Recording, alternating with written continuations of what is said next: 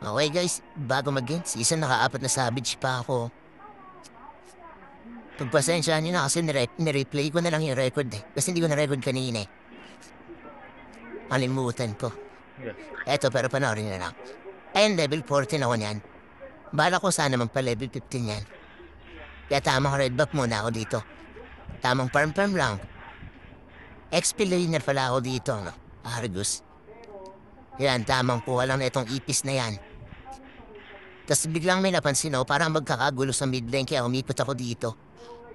Ito nga, tamang tempo lang ako. Biglang bumabato, sabay hata ko na. Yan, pinagwawasiwas-wasiwas ko na. Ito pansin ko, ang galing din ng Candelo sa manib dito eh.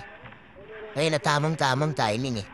Kaya dito, saktong cooldown petrify ko yan. Pinag-petrifix ulti pa. Talaga no match to ano eh, sa Argus eh.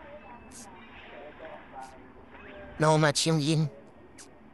Ano, patawad pa emoji pa ako yan oh. Sinasabi niya eh. Ito po natin, gulat ako biglang bumaba. Ayan, bang. Pangalawang savage.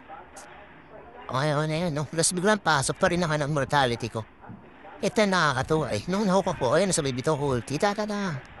Galing din ang Angela talaga sa manid ko. Kaya binasiwas ko yung prang ko rito eh.